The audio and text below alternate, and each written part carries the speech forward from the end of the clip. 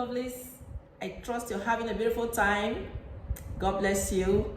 In case today is your first time of seeing me, my name is EnjoyMusic. By the grace of God, today we'll be talking about some similarities in marriage, some things that are common in marriage. Knowing that marriage is different things to different people. How Mr. B or Mrs. B runs her home or his home might not really be how Mrs. A or Mr. A runs his home, right? Okay, having this in mind, there is still something that is common with almost all the marriages around the world. You understand? The common thing is that in marriages, it's expected that marriage should operate in love, respect, and all the rest of them.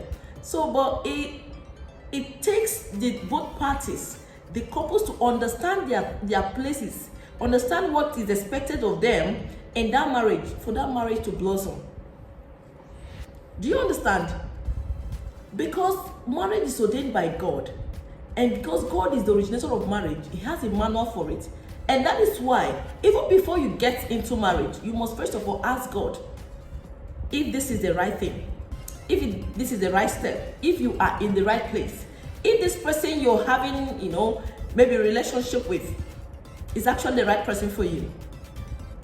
That is before you even conclude on who to get married to. But right here, in a case whereby you're already in marriage, you still need God. Number one is God. Get His manuals, know what He has said in that marriage concerning you as a woman, as a man. Because two cannot work together except they agree. You as a man, you have a part to play if you must have a peaceful home. You as a woman, you have your own part to play if your home must blossom. Okay? Most times you see around the world, some men feels it's the duty of a woman to make the marriage work. No, it's a collective effort that makes marriage work.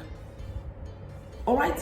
If you don't put in your effort, or if you don't play your part as a man, and you expect the woman to carry the burden on her shoulders, it will break her. She can't make it. All right? That is why you see around the world, you see that people or marriages are crashing on daily basis, because they fail to understand or acknowledge the originator of marriage. They refuse to understand that if God gives you the grace to get married or to make a decision as whom to marry in life, you should also continue with Him to sustain that marriage. It is only God that sustains marriages. And if you don't acknowledge Him, there is no how you fly into it. You have a part to play in your race of destiny. The Bible has made us understand that we should, as a man is your duty to love your wife. Do you understand? Love your wife. And it's the duty of the woman to submit or respect her husband. Okay, now if these duties or responsibilities are misplaced, you find out there will be problems, there will be crashes in that particular marriage. So for you to have a peaceful home, you need to play your part. As a man, as Jesus Christ loves the church, as He is the head of the church, that is how you are the head of the family, and that is how you're meant to love your wife. Do you understand? That is how you're meant to love your wife. And also you, woman, you are expected to submit to your husband and respect him. It is very difficult when these things are not put, if they're not put in place, it's very difficult to have an atmosphere, a good, a positive atmosphere at home. So I am here to, to state these 2 points to make you understand that you have to play your card very well. You have to put in place your own duties as a man, as a woman. You need to work together. It's a collective thing. Okay? You as a man, if you don't love your wife as you should, she'll find it so hard or so difficult to submit to you or to respect you. That is, it's very difficult.